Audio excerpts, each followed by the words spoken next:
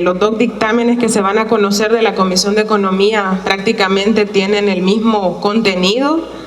Son leyes, y esto es bueno aclarar, que justamente están habilitando mecanismos expeditos, obviando normativa que ya existe y que perfectamente puede ser utilizada para llevar adelante proyectos como los dos que están ahora en discusión en este pleno legislativo. Y hago esta aclaración porque no se trata de estar a favor o en contra del desarrollo económico, o estar a favor o en contra de desarrollar un tren, un nuevo aeropuerto. Son proyectos muy complejos, proyectos que tienen que analizarse desde diferentes aristas. Sus implicaciones no pueden ir orientadas únicamente al tema económico, y eso lo planteé desde la comisión.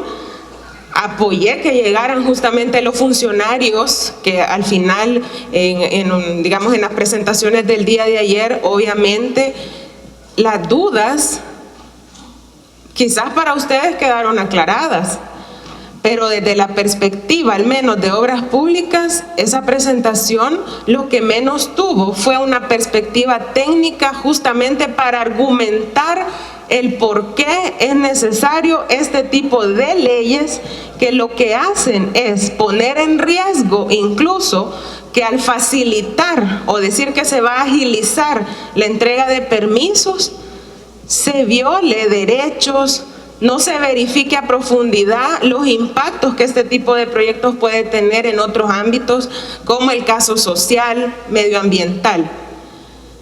Incluso yo hice la diferencia porque en el tema de los funcionarios, la parte técnica de CEPA, fue otro manejo, con otra información, pero que incluso a través de esa información se evidenció que hay estudios de factibilidad que todavía no están completos. Si se han tardado 3 años, porque ya están a la puerta de cumplir este gobierno 3 años de gestión, para hablar de estos proyectos que son de alta envergadura, que tienen mucha complejidad, que requieren recursos, tener certeza de que su implementación en esa valoración de la relación costo-beneficio, justamente se va a concluir que el beneficio es mayor. Todavía esos elementos no están claros. Y algunos podrán decir, es que se va iniciando. Pero entonces por eso es la pregunta, ¿por qué un marco normativo que lo que hace es evadir procedimientos para los cuales ya están perfectamente habilitados, donde las instituciones están controladas y manejadas por sus funcionarios? Si esto es un orden prioritario del gobierno de turno para desarrollar como proyecto, como obra, tienen la facultad de agilizar dentro de sus instituciones, por ejemplo, que se determine si esto es factible desde todas las aristas o no lo es. Lo que estamos viendo, como se ha venido aprobando a través de diferentes leyes en las últimas semanas, es nuevamente un esquema que no es ponerse aquí a decir si es que antes con la CAP se cometió tal cosa. Miren, si este gobierno, el gobierno de ustedes, el gobierno de turno, con mecanismos como este y los que han aprobado para el tema de centros penales, lo que aprobaron para las compras para el régimen de excepción, justamente está señalado por el cometimiento de actos de corrupción y que fueron justamente también señalados por la Corte de Cuentas de la República, y en algunos casos ya iban en proceso de investigación desde la Fiscalía General de la República, esa en la que estaba al frente un funcionario que ya casi un año ustedes destituyeron de manera ilegal e inconstitucional. Podemos hacer una lista de esos casos. Asignaciones de compras, licitaciones, contratos a familiares de sus funcionarios.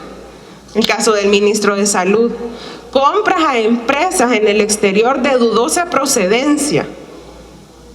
El uso del Fondo de Protección y Mitigación de Desastres totalmente fuera de la ley, de manera oscura, a esta fecha, sin liquidar de manera clara todo ese dinero que pasó por ese mecanismo justamente para no cumplir la ley de adquisiciones y compras que existe en nuestro país.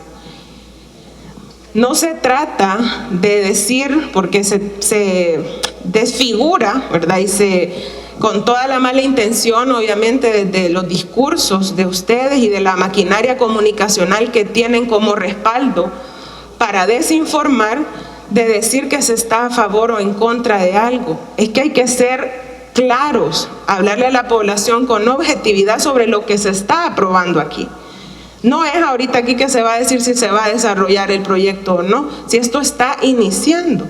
Y lo decía, la justificación para leyes especiales como las dos que se van a aprobar y que ustedes van a aprobar esta tarde, con las características de este tipo de proyectos, pues obviamente genera alarma, preocupación, porque además tiene implicaciones justamente en la vida diaria, en derechos fundamentales de la población, que aunque en la ley puede decir una y mil cosas, el tema es la acción. Y en cuanto a las alternativas, por ejemplo, que se le deben brindar a las familias que habitan en estos terrenos, que aquí se está propiciando un proceso que acorta los tiempos que ya existen y que puede justamente vulnerar derechos de esta población. Entonces, ¿cuál es realmente el fondo de ir detrás de la habilitación de mecanismos que están obviando controles, que pueden, así como se hizo en el fondo de emergencia, en el manejo de los recursos de la pandemia, propiciar los actos de corrupción y de conflictos de interés, donde al final las compras, los contratos, se los reparten y se los asignan justamente a sus amigos y familias? Eso es lo que hay que poner en el centro. No hay acceso a la información pública. Ese grave retroceso que atenta también contra el derecho de la población a estar informada, dificulta el seguimiento de este tipo de programas o proyectos. Por lo tanto, es desde la coherencia, desde la perspectiva técnica, obviamente imposible acompañar algo como lo que hoy se va a aprobar, porque es totalmente similar a lo que ya propició que los fondos públicos que pertenecen a toda la población justamente sean mal utilizados por este gobierno.